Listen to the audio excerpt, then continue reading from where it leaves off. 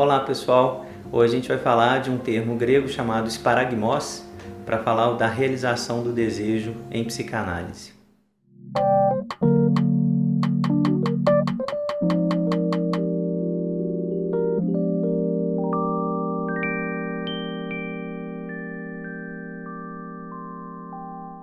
Há um termo grego que me chama a atenção, chamado esparagmos, que aparece nos relatos sobre as festividades dionisíacas, os bacanais, e significa despedaçamento. O que acontecia nesses finais de bacanais, nos finais das festas dionisíacas? As bacantes, elas se reuniam ali em frenesi dionisíaco e pegavam a vítima, geralmente um homem que estava passando por ali, tentando observar o que estava acontecendo naqueles festivais, e começavam a despedaçar o corpo desse sujeito que estava ali entregue à orgia báquica, aquela orgia dionisíaca.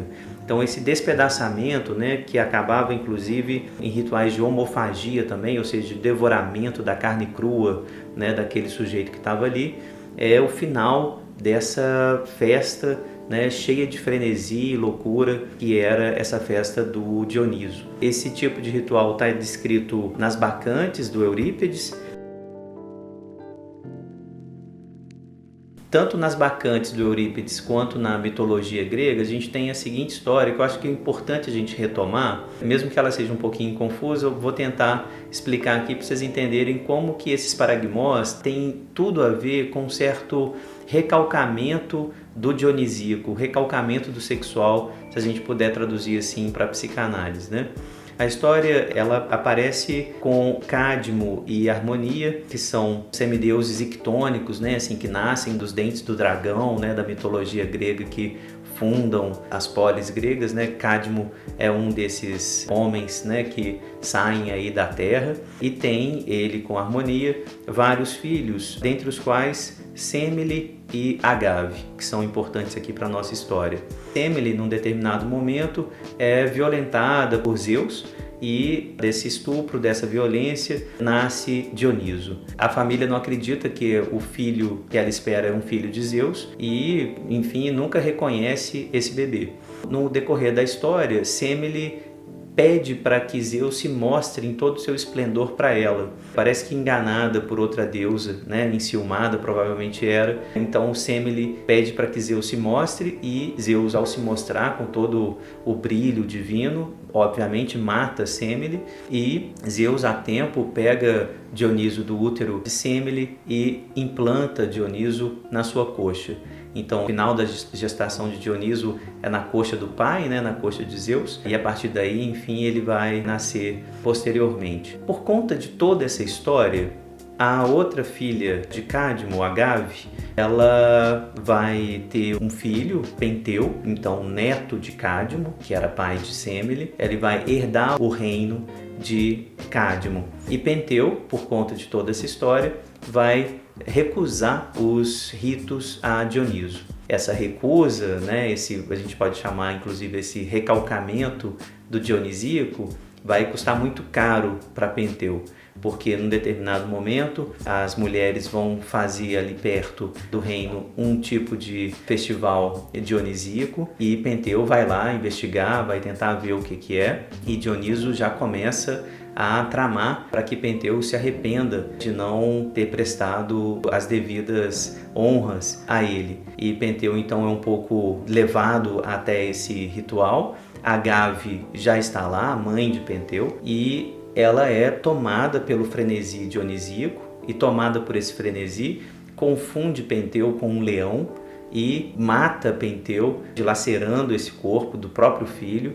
E quando ela chega no palácio com a cabeça do suposto leão na mão, se dá conta, saindo do transe dionisíaco, que não tinha uma cabeça de um leão na mão, mas tinha a cabeça do próprio filho na sua mão. Ou seja, toda essa história, narrada tanto por Eurípides quanto pela mitologia de maneira geral, está mostrando para a gente como que o dionisíaco é extremamente potente, é extremamente violento, quando não é reconhecido, quando a gente não presta as devidas homenagens ao sexual, às pulsões parciais, quando a gente não reconhece a prioridade do inconsciente, parece que a gente tem uma punição ultra violenta, né? Assim, um despedaçamento do eu ultra violento. Então eu queria retomar um pouquinho essa história, tanto do Eurípides, né? Eu não vou entrar de jeito nenhum nas bacantes aqui, mas essa história de maneira geral eu recomendo a leitura desses mitos gregos para a gente entender as origens do esparagmos, né? Então só para a gente começar a conversa, vamos relembrar um pouquinho essa história, né? Trata-se de uma violência sexual, né? Semele sendo violentada pelo deus, uma violência familiar num certo sentido. Cadmo não reconhece essa gravidez, não acolhe Semele, e logo depois Penteu segue ainda essa prescrição do avô, né? Prescrição de Cadmo de proibir todos os ritos ligados ao Dionisíaco, ao deus Dioniso, que era, na verdade, neto de Cadmo, né? Assim como Penteu. Essa história ela vai mostrar pra gente como que há uma certa violência quando a gente quer desconhecer o Dionisíaco. Então vamos, a partir de agora, passar para considerações mais metapsicológicas a partir dessa metáfora que eu quero trazer para vocês hoje sobre o esparagmos.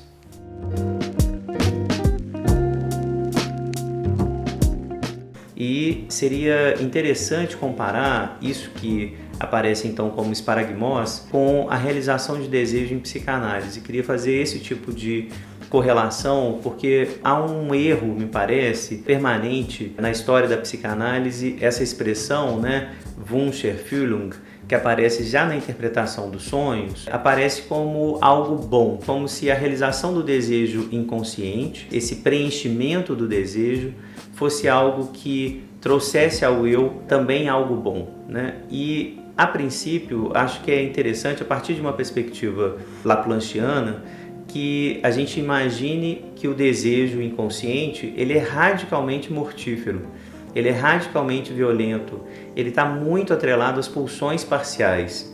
Portanto, quando esse desejo se realiza de fato, caso ele venha a se realizar de fato, ele causaria o despedaçamento do eu.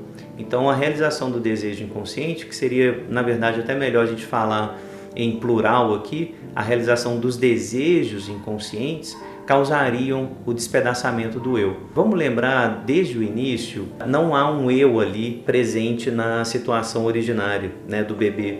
O eu ele se forma muito lentamente como uma instância de contra-investimento que vai segurar, que vai tentar aplacar essa dispersão pulsional das pulsões parciais. Então o eu é uma força dinâmica, o tecido narcísico é uma força dinâmica que vai conter as pulsões parciais.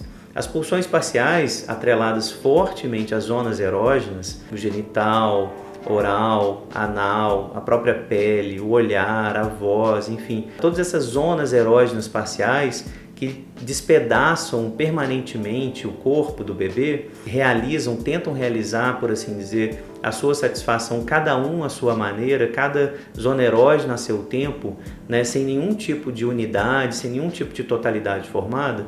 Todas essas zonas erógenas elas vão tentar ser contidas por movimentos narcísicos que aos pouquinhos vão sendo endereçados ao bebê também, através das identificações, através do holding materno, que vai fazendo com que esse eu seja formado aos poucos.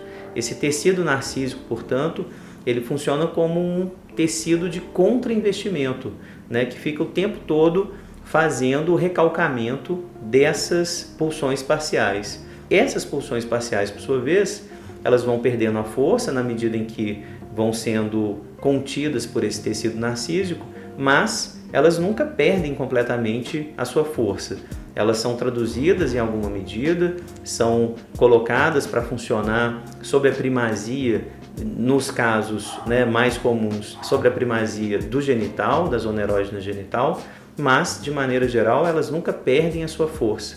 Elas estão sempre querendo se realizar à sua maneira. Então, a realização plena dessas pulsões parciais, no limite, sempre levariam o eu ao esparagmos. Sempre levariam o eu a esse tempo anterior da sua formação. No limite, a gente está falando de um conflito permanente. Uma vez estabelecida a separação entre inconsciente e consciência, entre esses dois sistemas de funcionamento, uma vez estabelecida essa distinção, a gente está falando de um conflito permanente, dinâmico na vida psíquica.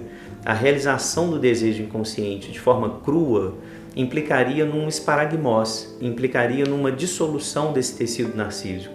Daí a importância de retomar talvez esse mito grego que está nos dizendo que a realização máxima do desejo tem muito a ver com o mortífero, tem muito a ver com o despedaçamento do eu.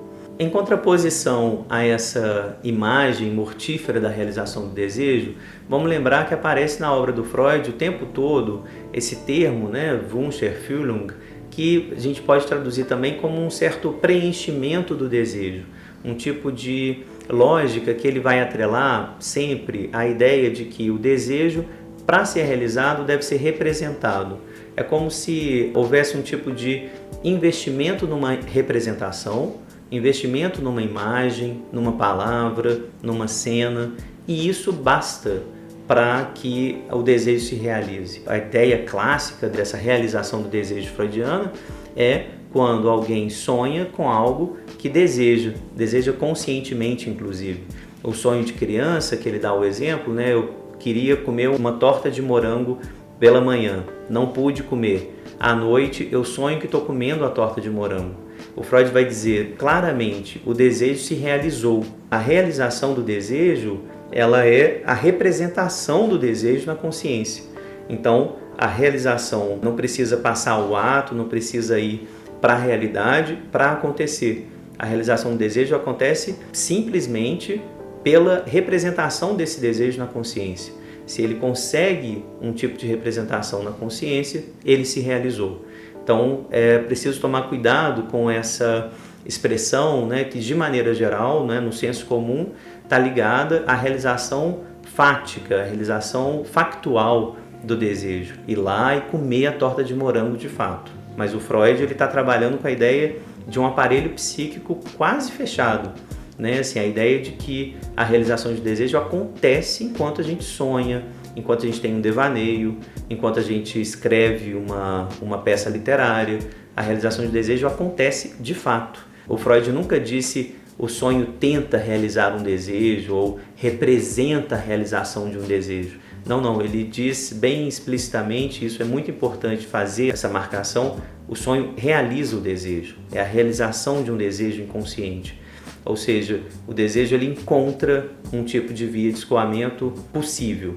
Observem, portanto, que há duas maneiras aqui de falar da realização do desejo. Uma que eu queria insistir, que é muito pouco falado na história da psicanálise, ou seja, a realização de desejo inconsciente, ele é sempre mortífero. Eu estou trazendo aqui a metáfora do esparagmos para mostrar isso, a ideia de que a realização do desejo é a realização das pulsões parciais, o retorno, num certo sentido, a um tempo no limite, onde o desejo poderia se realizar sem a contenção do eu, sem essas representações obrigatórias, através das quais o desejo precisa ser representado, precisa ser alocado para se realizar. Isso seria uma realização de desejo propriamente dita. E uma outra vertente, essa bem mais comum, essa que está mais frequentemente falada por Freud, enfim, na história da psicanálise, que é a realização de desejo enquanto representação. Essa ideia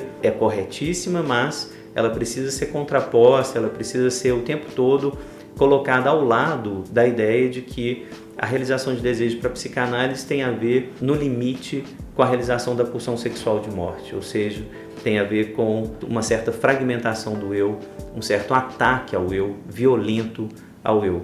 A conclusão disso que eu estou trazendo, queria convidar vocês a pensarem nisso, comentarem o que vocês acham dessa ideia, mas a conclusão aqui que eu queria tentar pensar, avançar um pouco, é justamente a ideia de que numa análise, ao longo de uma análise, a gente vai reconhecendo quais são as representações, quais são os caminhos, quais são essas dinâmicas envolvidas no eu, dinâmicas narcísicas, portanto, que podem ser mobilizadas para que as nossas realizações de desejo elas não sejam tão mortíferas. O que a análise vai mostrando para a gente, de maneira geral, é que algumas vezes a gente estabelece circuitos pulsionais, estabelece formas de viver que nos fragmentam, que nos violentam, que quase nos fazem partir em pedaços. E ao longo da análise a gente vai escolhendo, de alguma forma, outras formas de desejo, outras formas de obtenção de prazer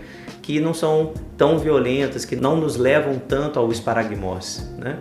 Então há exemplos clínicos notáveis, né, desse tipo de despedaçamento, assim, que o eu quase fica entregue, né? Assim, a drogadição, por exemplo, me faz pensar muito nessa vivência do esparagmose praticamente, né? O alcoólatra que cai no chão, que machuca, né, que literalmente abre o corpo, que fica agredido muitas vezes, enfim, que não lembra onde estava, como se esse frenesi dionisíaco retomasse, né, em alguns momentos da existência desse sujeito, por exemplo, né?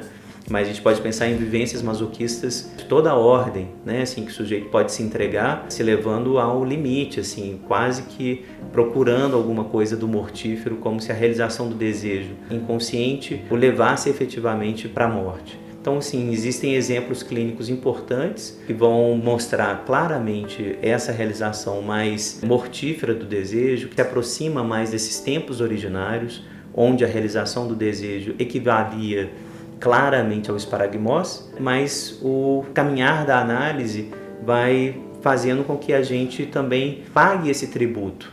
Eu quero realizar o desejo inconsciente, mas consigo pagar o tributo de realizá-lo representando o desejo, né? Eu não vou ter que abrir mão do eu para realizar os desejos inconscientes. Eu mantenho o eu, mas com isso pago o tributo de não realizar o desejo plenamente. Porque realizar o desejo plenamente, realizar os desejos plenamente, significa retomar as pulsões parciais em sua pluralidade, em sua dispersão, na sua absoluta desintegração. É isso então que eu queria trazer por hoje. Se vocês gostaram, curtam aí, comentem o que vocês acham desse termo, esparagmose. Não é nenhum conceito de psicanálise, mas assim, eu acho que é uma ideia boa, né, que está ligada à tragédia grega, né, um tipo de parceria dialógica que o Freud sempre estabeleceu, que eu acho que a gente tem que retomar sempre. Então me digam aí o que vocês acham de esparagmose, vocês pensam em algum exemplo clínico ou, né, na literatura que isso apareça. Se você não tiver inscrito ainda, se inscreva no canal, é importante pra gente. Compartilhe com quem você acha que vai gostar dessa discussão, dessa conversa sobre psicanálise. Eu espero vocês aqui na próxima. Até lá!